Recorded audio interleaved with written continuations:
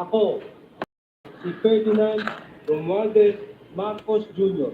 Si Ferdinand Romualdez Marcos Jr. ay nakaintim na nanunumpa. Taimtim na nanunumpa.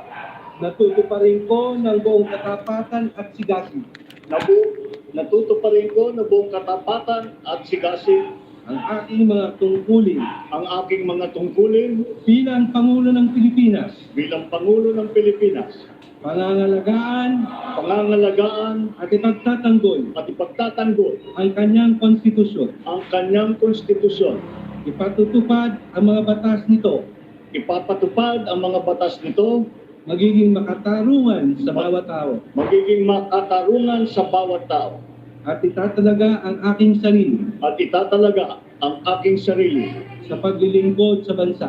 sa paglilingkod sa bansa. Kasinawa ako ng Diyos. Kasinawan ako ng Diyos. Congratulations, Mr. Maraming President. salamat. Sakto, ano? Alas 12.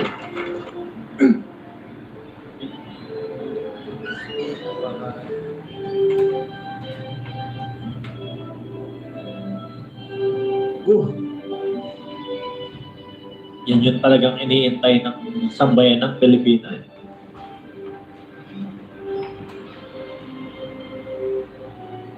Ang pagbabalik, nakakaduha.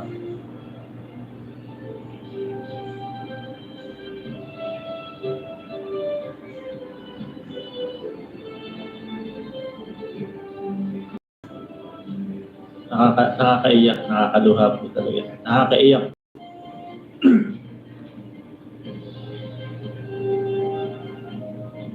Twelve na.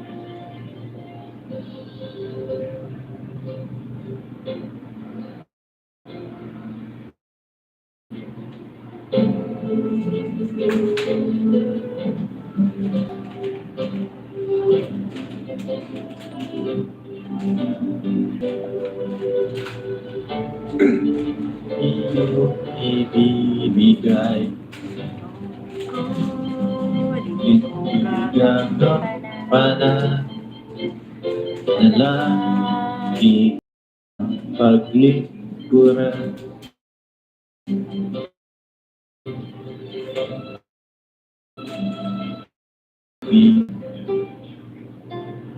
nakakaluha. Kaya.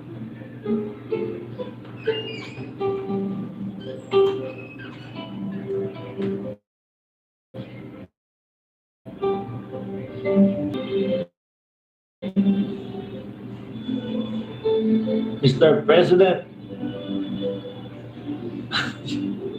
Ferdinand Bongbong Marcos Jr.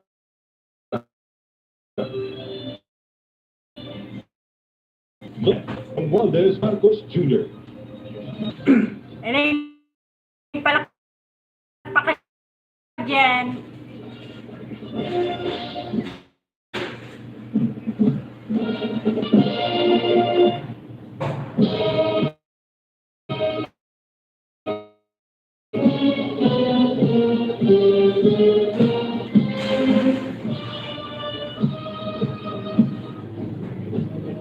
Parang ano yun, oh, yung kumakaway, si Atty. Darwin Cañete.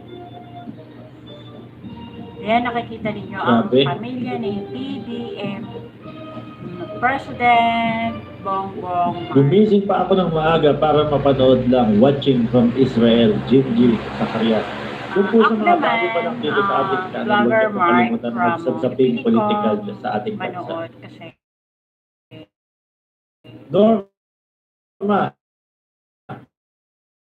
Alem, watching talaga from namang Sydney, hindi Australia. ko malilimutan, lalo na yung pag-iyak ni BBM.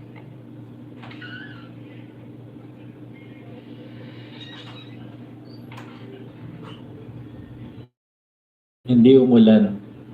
Kaya hindi talaga umulan. Intramuros.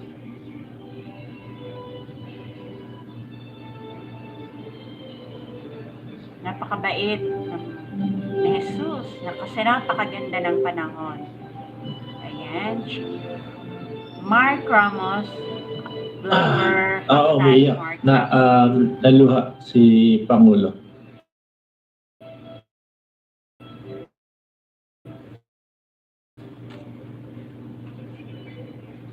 Ayan na. Ayan na. Si David Hurley, Governor General of Australia, and First Lady Linda Hurley, Their Excellencies, Special Envoys and Heads of Delegations, John Brown, Estrada, President Gloria Macapagal Arroyo, Senate President Vicente Soto III, and the honorable members of the Philippine Senate, House Speaker Lord Alan J. Velasco, and the honorable members of the House of Representatives, Chief Justice Alexander Gesmundo, and the honorable justices of the Supreme Court, of course, First Lady Lisa Araneta, Ayun, oh. May lambing, ano? and my children, Alexander, Sandro, Simon, and Vincent. I cannot proceed without a special greeting, of course, to the former First Lady Imelda Ayun. Hernandez Marcos. Dalawa ang presidente ko. Other distinguished guests, ladies and gentlemen, my friends, ang aking minamahal na mga kababayan, magandang tanghali po sa inyong lahat. This is a historic moment for us all. Ito yung official, sir, yung nasa room ng presidente si BBM. So, I've spoken. Talagang yung logo, yung ni presidente, gamit ka na. When I called for you, Oo nga, ayun, nasa collar. it did so because it echoed your journey, mirrored your sentiments, and expressed your hopes for family, for country, and for a better future. That is why it reverberated and amplified as it did, to deliver the biggest electoral mandate in the history of Philippine democracy.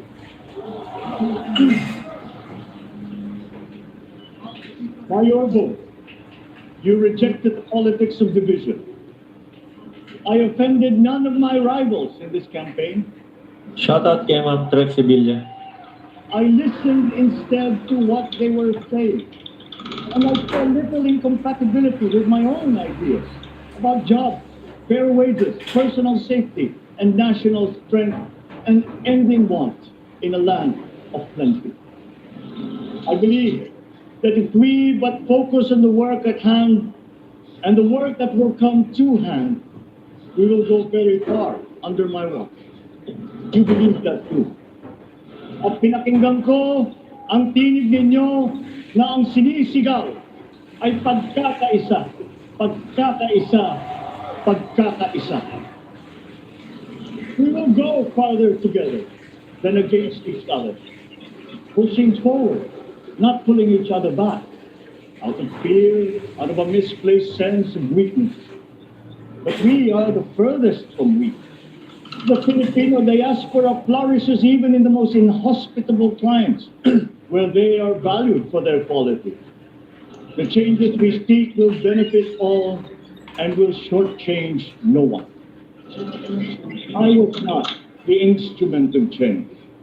You were that. You made it happen.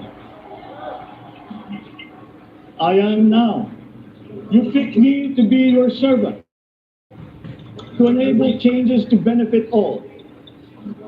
I fully understand the gravity of the responsibility that you put on my shoulders. I do not take it lightly. Oo nga, napansin ni Gingy Zacarias. Wala siyang I binabasa. will need your help. I want to rely on it. Even expression kung di mo I do not predicate success makakasunod ako sa mga ano niya. I will get it done. I once knew a man who saw what little had been achieved since independence in a land of people with the greatest potential for achievement. Paano ko ba babasahin yung pangalan ni Ma'am o ni Sir na Japanese character? Mabuhay both of you, Sir Mark and Ramos and Sir Joshua, watching from Tokyo, Japan. So,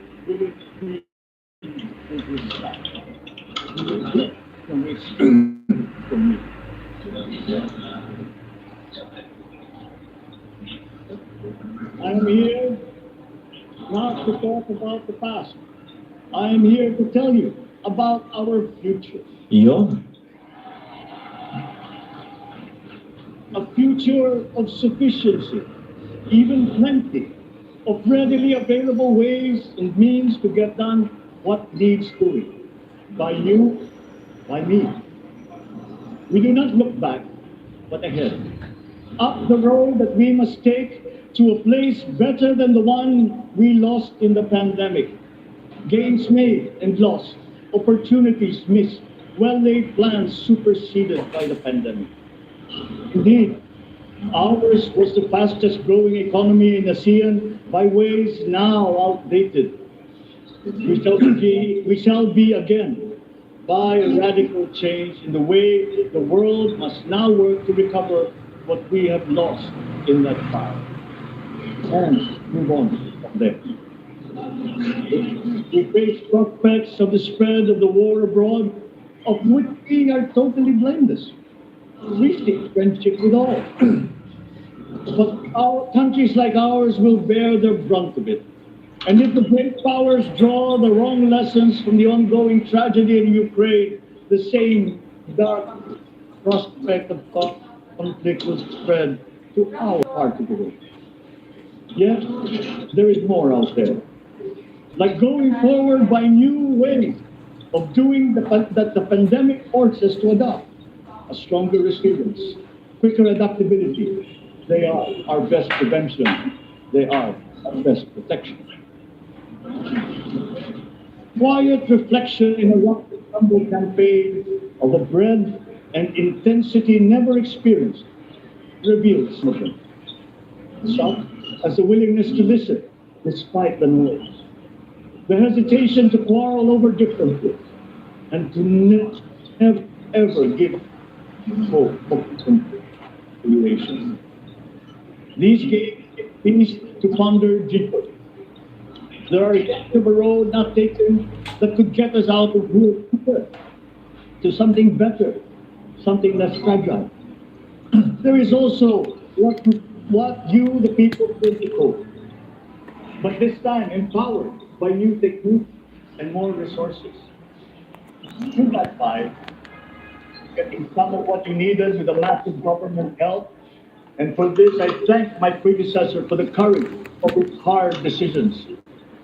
But there is a way to put more meat and resources in your hands. I trust the Philippines. Imagine how much more you'd achieve if government backstops instead of dictating, always there to pick you up when you fall, giving what you need to get past a problem. Imagine if it invested in your self-empowerment to bring it closer to taking on whatever challenges come. Imagine a country that, in almost every sense, is you. Now imagine what you and government can achieve together. We did it in the pandemic. We will do it again. But again, I will not predicate my promise to you on your cooperation. You have your own life, your work to do, and there too I will help. Government will get as much done alone without requiring more from you. That is what government and public officials are for. Yes. No excuses. Just deliver. It was like that once upon a time.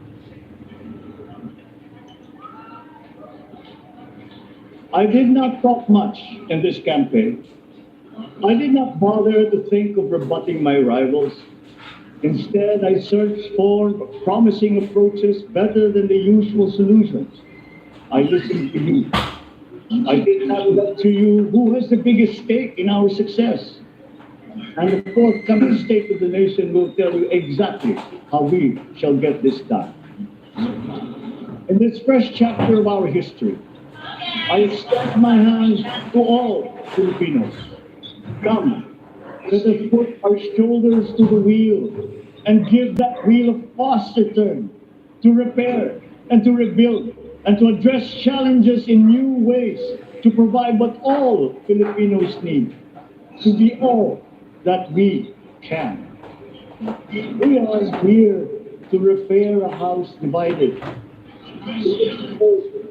and to stand strong again in the Bayanihan way, expressive of our nature as Filipinos. We shall seek not scorn dialogue, listen respectfully to contrary views. Be open to suggestions coming from hard thinking and unsparing judgment, but always from us, Filipinos. We can trust no one else when it comes to what is best for us. Past history has often proven that. Solutions from outside divided us. None deepened our understanding. They were always at our expense. Never forget, we are Filipinos. One nation, one republic, indivisible. We resisted and never failed to defeat foreign attempts to break up our country in my father's walk. His strongest critics have conceded that. So let us all be part of the solution that we choose. In that lies the power to get it done. Always be open to differing views, but ever united in our chosen goal. Never hesitating to change it, should it prove wanting. That is how agile, resilient republics are. Our future we decide today. Yesterday cannot make that decision anymore, nor can tomorrow delay it. The sooner we start, the surer and quicker the prospect of achieving our future. These are troubling times. What's happening to others can happen to us, but it will not. We see what's happening. We are witness to how it is being stopped, and we have seen the glory that crowns struggle against all odds. Giving up is not an option. We've been through times of bitter division, but united, we came through to this when it shall begin again, but better. The campaigns I've run have taken me here where I stand today. I listened to you, and this is what I have heard. We all want peace in our land. You and your children want a good chance at a better life in a safer, more prosperous country. All that is within reach of a hard-working, warm, and giving race. Your dreams are mine. Pangarap nyo ay pangarap ko. How can we make them come true? How can we do it together? But I will take it as far as anyone with the same faith and commitment can, as if it depended entirely on himself. Sigurado ako natutuwa si Sa pangarap na maging mapayapa ang ating bansa, ang pangarap nyo ay pangarap ko. Sa pangarap na maging maunlad ang ating bansa, ang pangarap nyo ay pangarap ko. At sa pangarap na maging mas masinan ang kinabukasan natin at ng ating mga anak, ang pangarap nyo ay pangarap ko. We are presently drawing up a comprehensive, all-inclusive plan for economic transformation. We will build back better by doing things in the light of the experiences that we have had, both good and bad. It doesn't matter. No looking back in anger or nostalgia. In the road ahead, the immediate months will be rough, but I will walk that road with you. The pandemic ravaged bigger economies than ours. virus is not the only thing to blame. What had been well built was torn down. Galing niya, no? We will build it back better. Hello. The role of agriculture cries for the urgent attention that its neglect and misdirection now demands. Food self-sufficiency has been the key promise of every administration. None but one delivered. There were inherent defects in the old ways and in recent ways too. The trade policy of competitive advantage made the case that when it comes to food sufficiency, a country should not produce but import what other countries make more of and sell cheapest. Then came Ukraine. The most vulnerable when it comes to food are the countries furthest away from the conflict, those bearing no blame for provoking it. Yet they face the biggest risk of starvation. If financial aid is poured into them, though it never is, there is nothing to buy. Food is not just a trade commodity. Without it, people weaken and die. Societies come apart. It is more than a livelihood. It is an existential imperative and a moral one. An agriculture damaged and diminished by unfair competition will have a harder time or will have no prospects at all of recovery. Food sufficiency must get the preferential treatment the richest free trade countries always gave their agricultural sectors. Their policy boils down to don't do as we do. Do what we tell you to. I'm giving that policy the most serious thought if it doesn't change or make more allowances for emergencies with long-term effects. There is a parallel problem in our energy supply. Sufficient fossil fuel-free technology for whole economies has yet to be invented. And it is not seriously tried by rich countries. Again, consider the response of the richest countries to the war in Ukraine. But surely, a free world awash with oil can assure supplies. Or we will find a way. We are not far from oil and gas reserves that have already been developed. What we teach in our schools, the materials used must be rethought. I'm not talking about history. I'm talking about the basics, the sciences, sharpening theoretical aptitude and imparting vocational skills, such as in the German example, alongside the national language with equal emphasis and facility in a global language, which we had and lost. Let us give OFWs all the advantages we can for them to survive and to thrive. Our teachers from elementary up are heroes fighting ignorance with poor paper weapons. We are condemning the future of our race to menial occupations abroad. Then they are exploited by traffickers. Once we had an education system that prepared coming generations for more and better jobs. There is hope for a comeback. Vice President and soon-to-be Secretary of Education, Sara Duterte Carpio, will fit that mission. There you go. Wow. Inday Sara. We won't be caught unprepared, under-equipped, and understaffed to fight the next pandemic.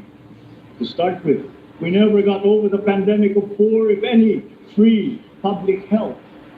The last major upgrade of a public health system, exemplified by the resources poured into PGH, predates the current shambles by 3 generations. Our nurses are the best in the world. They acquitted themselves with the highest distinction abroad, having suffered even the highest casualties. With the same exemplary dedication at home, they just got by.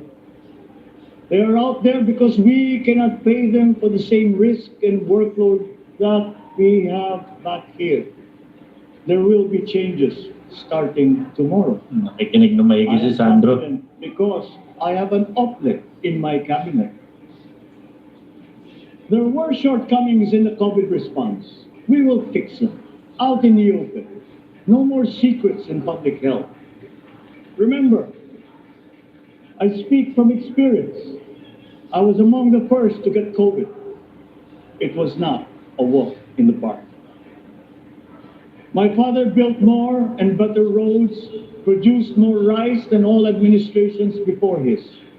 President Rodrigo Roa Duterte built more and better than all the administrations succeeding my father. There you go. Wow. Much has been built, and so well, Wow. that the economic dogma of dispersing industry to develop the least likely places has been upturned. Development was brought to them. Investors are now setting up industries along the promising walang routes. binabasa. And yet, Galing, parang yung tatay. the potential of this country is not exhausted. Following these giant steps, we will continue to build. I will complete on schedule the projects that have been started. I'm not interested in taking credit. I want to build on success that's already happening. We will be presenting the public with a comprehensive infrastructure plan. 6 years could be just about enough time. No part of our country will be neglected. Progress will be made wherever there are Filipinos, so no investment is wasted. Yep. Yeah. The recovery of Philippine tourism with its emphasis on accessing nature's beauty, I am sure will exceed expectations. And bigger is not always better, but there's something to be said for economies of scale. And yet the country invites investments in fast rising industries with quick returns and inflicts irreparable damage for future generations. We have yet to see large-scale practical solutions to pollution, though some are beginning to emerge. But there are tried and proven new ways of mitigation. Blades have been turning over the sand dunes of Ilocos Norte, harnessing a power all around, but unseen, long before this day. I built them. The rich world talks a great deal, but does a lot less about it than those with much less, but who suffer more death and destruction from climate change and lack of adaptation. We will look to our partners and friends to help the Philippines, who, despite having a very small carbon footprint, is at the highest risk. First, spare victims, then help them recover, and move on to lessen the harmful impact of climate change. We too have our part to play.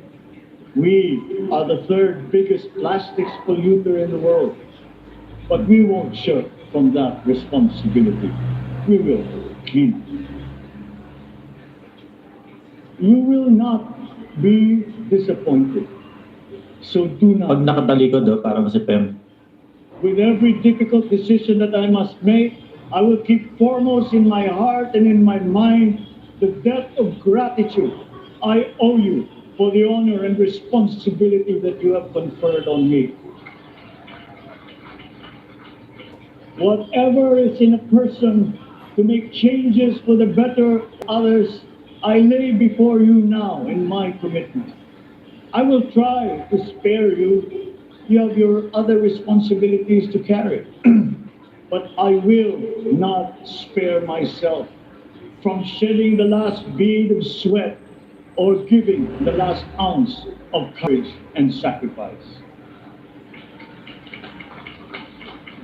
And if you ask me why I am so confident of the future, I will answer you simply that I have 110 million reasons to start with.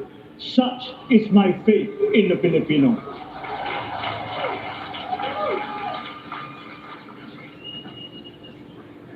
Believe, have hope. The sun also rises like it did today and as it will tomorrow. And as surely as that, we will achieve the country all Filipinos deserve. God bless the Philippines. God bless our work. Maraming salamat po sa inyong lahat.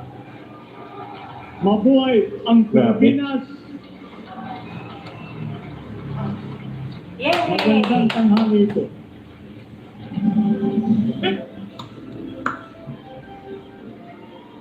Excellency, ladies and Ayun guys, the President of the Republic of the walang binabasa.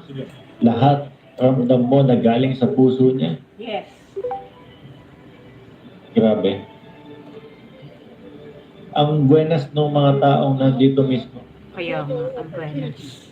President Ferdinand Romualdez Marcos Jr. May we invite the first family on stage. First Lady Liza Araneta Marcos. Sabi siguro ni Ma'am Lisa, bumulong ang gwapo mo habang nag-speech ka. Joseph Simon Marcos and William Vincent Marcos.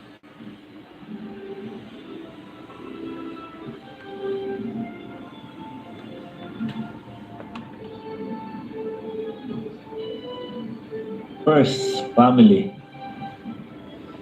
May we now request First family. Vice President Sara Duterte to join the first family. Ayan.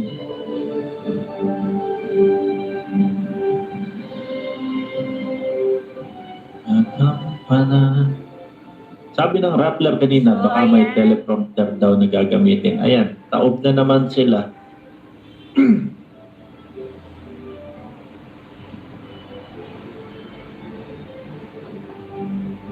Kung ano-ano na lang sinasabi nila basta laban sa nakaupo.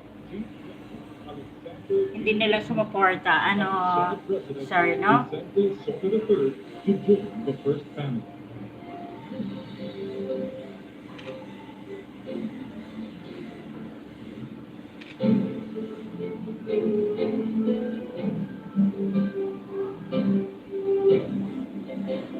Gandang family. Wow, first family.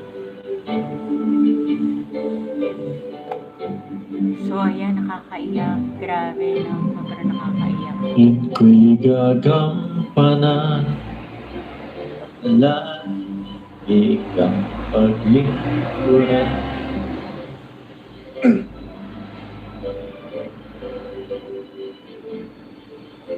May we now request Madam Imelda R. Marcos, Ayun. Senator Aimee Marcos, and Ms. Irene Marcos Araneta to join the first family.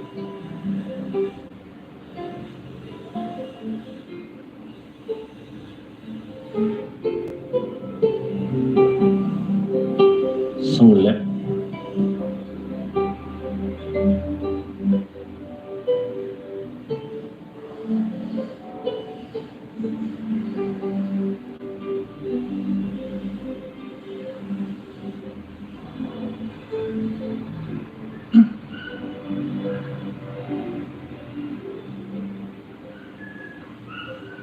Grabe.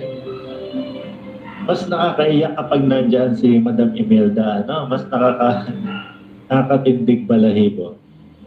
Ayun si Lady Alvin. Hello.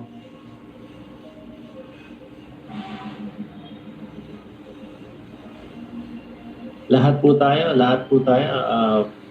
talagang nakakaluha eh. Sobra ako naluluha dito talaga.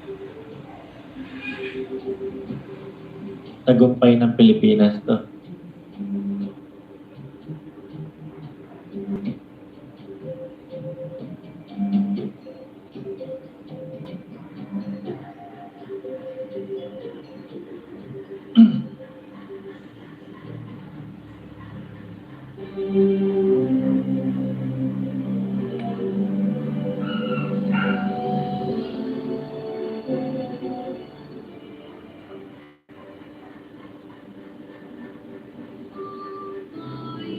Ayun. Wow. Hindi ko alam kung hanggang anong oras. Pero patapos na to. Meron silang mga follow-up na mga parties. Merong mga follow-up na ganito sa ano na sa Menjola yata yung pagkakarinig ko kanina. Oh, thank you so much.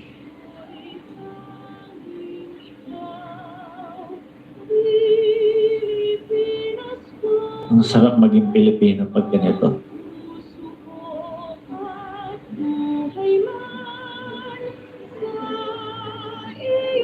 Ibibigay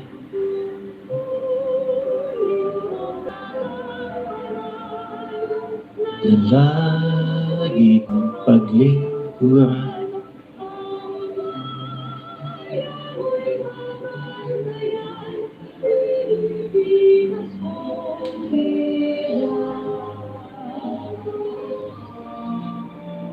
Sabi ni Ma'am Laarne Pinyal, sobrang bait ng Pangulo ko. Ayaw na niyang balikan ang yumurak sa kanilang pagkatao. Ang gusto lang niya ay kapakanan ng sambayan ng Pilipino. Denden Roses, nakakaiyak. Grabe ang galing ng speech at talagang tagos sa puso, walang binabasa. Kureka, Sir Mark, tara, uwi na tayo. Ayan, malapit-lapit na po ako. Lagi kong sinasabi sa comment section, we will rise up the Marcos back again in the pedestal.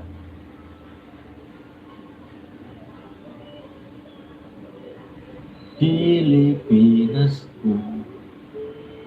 Grabe ba?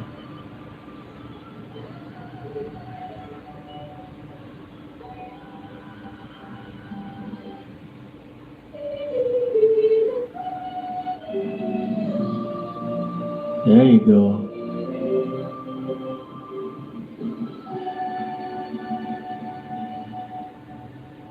Yun po.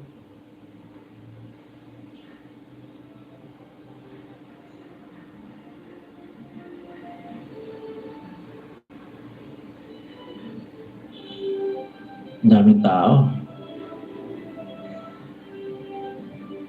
Miss Lonely Imoy, wala po, nasa Cayman Islands po. Simula nung 2 buwan nakalipas.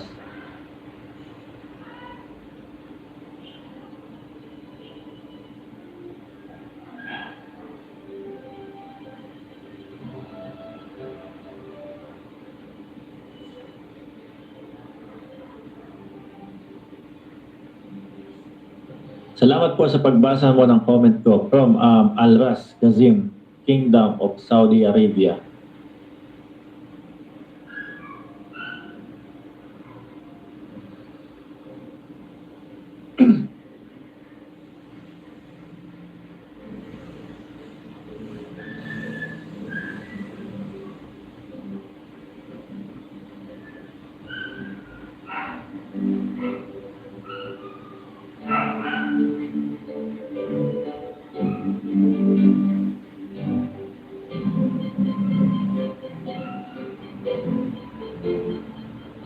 First time in the history din, umabot tayo ng live ng 4 hours.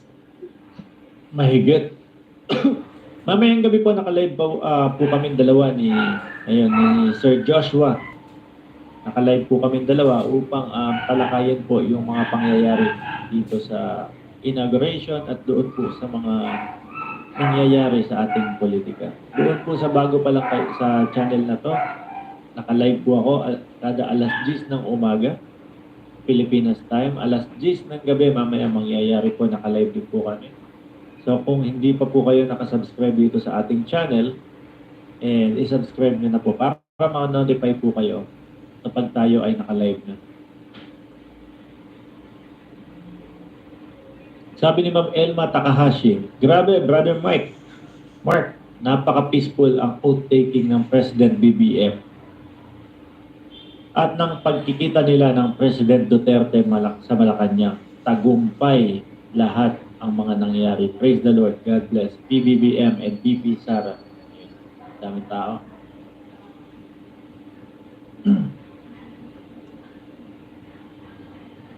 It's official. Ayan.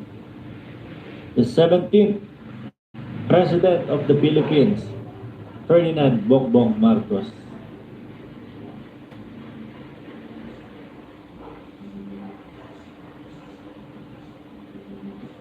Nasaan ang mga PNPA? Wala, malayo sila. Baka nasa Menjola yung mga yan.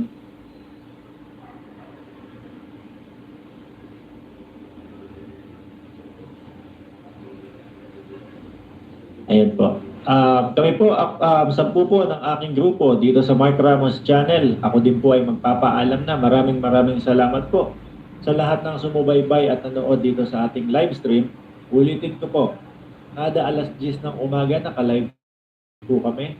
Ang aming usapin o ang aming topic dito sa ating channel ay ang mga pangyayari sa politika sa Pilipinas.